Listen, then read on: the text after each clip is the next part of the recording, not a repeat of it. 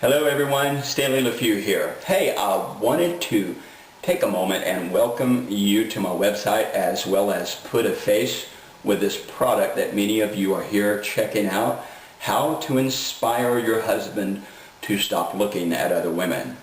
You know, people have asked me how I got interested in such a sensitive topic. On this video, I'd like to share a little of that story with you as well as look at one of the reasons why men look and how to handle that. Well, first of all, how did I get interested in this sensitive topic?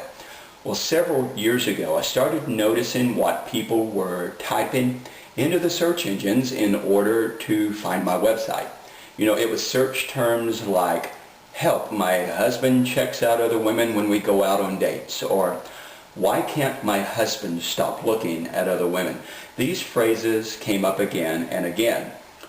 Well, I started researching this and wow, let me tell you, what I discovered is that this is a sore spot for women all around the world.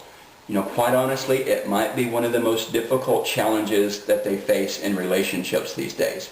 Now that may sound astounding to some of you who are viewing this, but here's the reason that's true. This is not one of those issues that women openly share.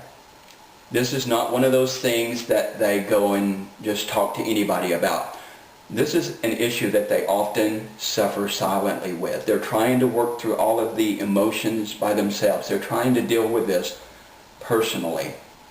In my research, what I discovered is that women around the world were going to, anonymously, going to relationship-themed websites and asking opinions about it, trying to get answers for it, trying to understand or get some wise counsel on this. So that's how I got interested in this subject matter. Now, in my resource, I share several reasons why men look, as well as several reasons why it matters to the women in our life that we do. And I'd like to share one of those reasons that men look with you now. It's what I call the adoration gap principle. Now, what is the adoration gap principle? Well, many of us can understand this principle simply by going back to the early stages in our relationships. We all remember those times. We remember the giddiness we felt. We remember the raw emotion that we had, the romantic feelings that were so rich and alive, and we remember what it was like to just want to be around one another, or we could pick up the phone and talk for several hours and it just seemed like minutes. Well, this is the adoration stage of relationship, and it's usually in the adoration stages that couples start coming up with their favorite love songs together.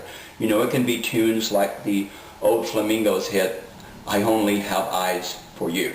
Now, we don't wonder about the inspiration behind songs like that or their popularity, not during the adoration stage, because quite honestly, that's how we feel. It's as if our eyes and our heart are in alignment.